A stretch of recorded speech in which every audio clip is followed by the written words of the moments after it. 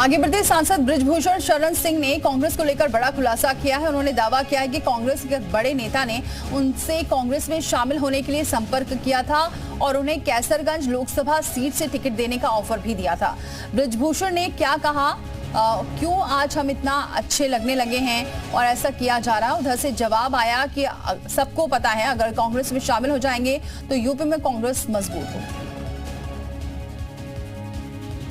किसी व्यक्ति ने हमसे फोन किया कि कांग्रेस के किसी बड़े नेता ने उनसे कहा कि बृजभूषण सिंह जी से संपर्क कर लीजिए और कैसरगंज सीट मैं गठबंधन में ले लेता हूं, अपने पास ले लेता हूं और हमारी सीट से लड़ जाए। तो मैंने उनसे पूछा क्या इस बात को लेकर के जिन लोगों ने हमारे खिलाफ धरने पर बैठे थे और विरोध किए थे वो सारे मामले समाप्त हो गए, वो सारे इशू नहीं रहेंगे? तो कांग्रेस ने ऑफर दिया था बृजभूषण शरण सिंह को। उन्होंने इस बात का जिक्र किया है कि कैसरगंज से टिकट भी देंगे। हालांकि उन्होंने कांग्रेस के इस ऑफर को ठुकरा दिया है, लेकिन कांग्रेस ने किस तरह से ऑफर दिया था इस बात का जिक्र करते हुए नजर आए हैं कि कांग्रेस ने उन्हें ऑफर दिया टिकट का, कैसरगंज से टिकट का ऑफर दिया था और ये भी कहा था कि अगर आप यहां से चुनाव लड़ते हैं तो कांग्रेस मजबूत होगी। हालांकि बृजभूषण शरण सिंह का ये कहना है कि उन्होंने इस ऑफर को ठुकरा दिया, यानी कि कांग्रेस वाले अप्रोच कर रहे थे। ये बड़ा आरोप लगाया है कांग्रेस पर बृजभूषण शरण सिंह ने।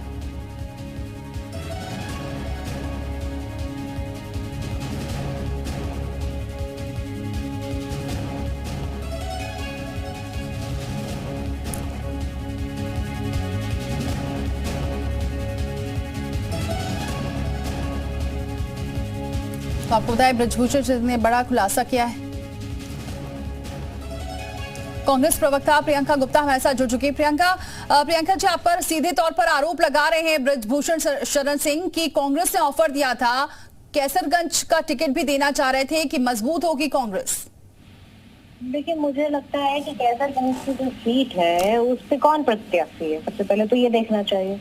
दूसरी चीज मैं ये जानना चाहती हूँ कि अगर कांग्रेस इनको ऑफर दे रही तो नाम बताएंगे ना किसने ना ऑफर दिया।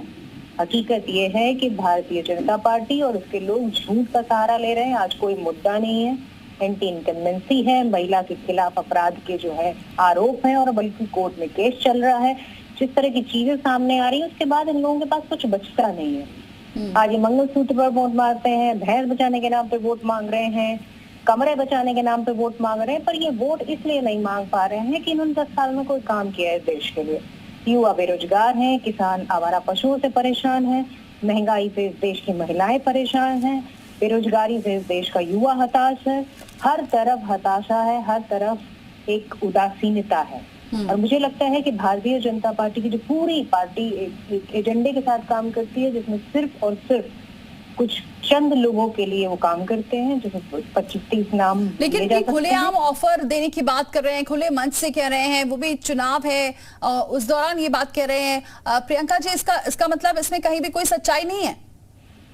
तो मुझे लगता है कि कांग्रेस पार्टी पूरी तरह से क्लियर है कि महिला अपराधियों को कांग्रेस पार्टी कभी भी अपने साथ नहीं ले रही। चाहे प्रज्वला रमन्ना हो, चाहे जो है अंकिता भंडारी का केस देखिए, चाहे आप कुलदीप सिंह सेंगर को देखिए, चाहे इनके आप रामदुलारे गौर को देखिए, चाहे आप इन IT के लड़कों को देखिए जिन्होंने बच्ची के साथ प्रधानमंत्री के संसदीय क्षेत्र में रेप किया, और आप इस तरह की लंबी फहरिस्त है। तो आप देखेंगे सब भारतीय जनता पार्टी के नेता हैं और उन्हें बचाने का काम। ठीक है प्रियंका जी, बहुत शुक्रिया हमारे साथ जुड़ने के लिए, अपनी बात रखने के लिए।